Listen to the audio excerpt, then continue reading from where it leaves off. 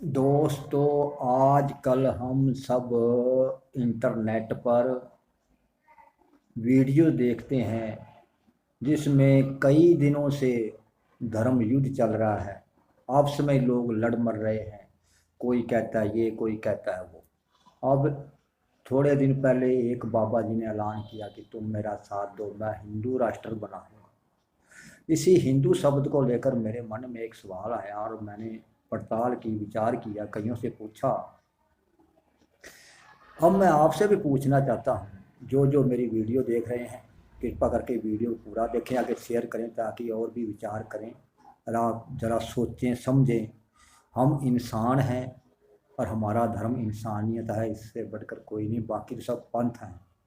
हिंदू पंथ लगा लीजिए, सिख पंथ लगा लीजिए, मुस्लिम पंथ लगा लीजिए। यानी कि पंथ का मतलब पथ। जिस जिस अलग अलग रास्ते, जिस रास्ते पर चलकर हम उस परमात्मा को पाना चाहते हैं, उसकी भक्ति करते हैं, ये वो पंथ है। अब हम विचार करें, अक्सर ये हिंदू शब्द या हिंदू राष्ट्र या यह जो हिंदुस्तान था, इसकी उत्पत्ति कैसे हुई? हिंदू की उत्पत्ति इस भारत में कैसे हुई? जरा इस पर विचार कीजिए। अपने जो पुराने वेद ग्रंथ हैं उनको जरा पढ़िए, उनको इधर उधर करके पढ़ के देखिए। अब मैं कुछ ग्रंथों की बात करूंगा, आप विचार कीजिए। जो मैं बात कह रहा हूँ, मैं क्या कह रहा हूँ, जरा इस पर विचार कीजिए और मैं क्या कहना चाहता हूँ।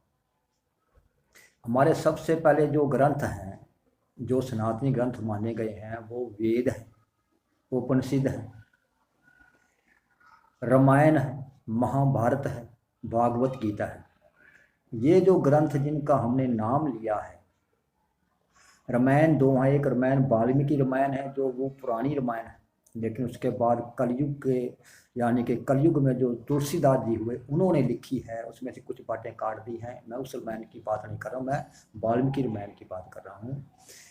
फिर सुनिए, चारों वेद, उपनिषद, महाभारत, भागवत गीता और वाल्मीकि रामायण, ये मेन 5 ग्रंथ हैं। ये मेन 5 हैं। 4 वेद हैं, आप ऐसे समझ लीजिए। 4 वेद, महाभारत, रामायण और भागवत गीता, ये 6-7 ग्रंथ हो गए। इन ग्रंथों में कहीं भी आप पढ़कर देख लीजिए, किसी पूछकर देख लीजिए, कहीं भी हिंदू का जिक्र आया है क्या? कहीं आपने इसमें हिंदू पढ़ा है क्या? इसमें कोई हिंदू शब्द है? अब आप ये पूछेंगे कि अक्सर पे हिंदू शब्द आया कहाँ से, या हिंदू की भारत में उत्पत्ति कैसे हुई, ये सवाल पैदा होता है। अब देखिए, भारत के कई नाम रहे हैं। भारतवर्ष, आर्यावर्त, ये सब नाम थे। अब ये हिंदुस्तान कहाँ से आया, जरा इसको विचार कीजिए। और ये हिंदू कहाँ से आए, जरा इस पर भी विचार कीजिए। ये कैसे पैदा हुए, कब आए? जहां तक मैंने सुना है कि जब मुगल भारत में आए, क्योंकि जो हिंदू शब्द है यह अरबी भाषा का शब्द है, इसका मतलब है गुलाम। हिंदू शब्द का जो मेन अर्थ है उसका मतलब है गुलाम। हिंदू फारसी अरबी भाषा का शब्द है और इसका जो मेन मतलब है वह है गुलाम। हिंदी में अगर ये भारतीय भाषा में कहे तो गुलाम इसका मतलब है। वैसे तो कई मतलब हैं, चोर, लुच्चा, गुंडा, गुलाम, कई इसके मतलब हैं। या गूगल पर भी पढ़िया, मैं आपके एक साइड में चिपका दूंगा। अक्सर ये हिंदू आए कहाँ से, उत्पत्ति कैसे, इनको पैदा किसने किया? ये जितने भी भारतीय थे सब सनातनी थे, आर्य थे, लेकिन हिंदू कोई नहीं था। और हिंदू कहाँ से आए, यही बात आप बताने की मैं कोशिश कर रहा हूँ।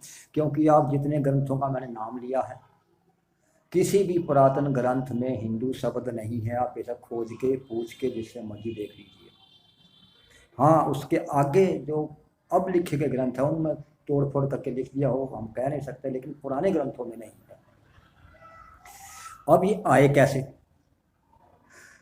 जब मुगल भारत में आए, उन्होंने इस देश पर कब्जा कर लिया, इसको कब्जा लिया, गुलाम बना लिया, तो उन्होंने अपने कहा कि उन्होंने कहा कि भारत को नाम दिया हिंदू, यानी कि गुलाम। स्थान मतलब हो गया इलाका, हिंदू गुलाम, स्थान माने इलाका, हिंदुस्तान यानी कि गुलाम इलाका बना लिया, इसलिए उन्होंने इसको हिंदुस्तान नाम दे दिया। अब जो इसमें रहने वाले वो हिंदू कैसे बन गए? जब जिन लोगों को मुगलों ने गुलाम बना लिया, अपने वश में कर लिया, उनको उन्होंने हिंदू कहा, तो इसलिए वो हिंदू हो गए। और उनका स्वरूप क्या था हिंदुओं का, उन्होंने कैसा स्वरूप बनाया, ये मैं नहीं बताऊंगा, क्योंकि आजकल तुम्हें पता ही है, छोटी सी बात को लेकर पतंगड़ बना देते हैं। और जो मैं सोच रहा हूँ उन्होंने वो ही किया, ये हिंदू बन गए। अब जो सनातनी थे,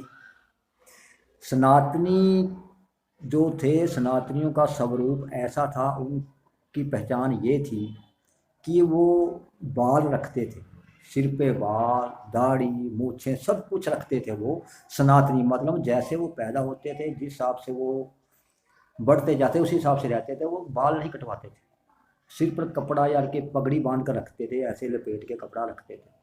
आज भी कई आर्य समाजी रखते हैं, लेकिन वो मूछ माछ मुंडवा लेते हैं, लेकिन ये गलत है। जो असली सनातनी है वो दाढ़ी वाला होगा, यानी कि वो केस नहीं काटेगा, सिर के दाढ़ी मूछ नहीं काटता, जो असली सनातनी। आज ये जो लोग कहते हैं कि हम सनातनी, बताइए इनमें सनातन वाली कौन सी बात है भाई? ये सनातनी नहीं हो सकता। सनातनी तो संपूर्ण वेशभूषा वाला सनातनी हो सकता, लेकिन ये अधूरा कटा सनातनी नहीं हो सकता।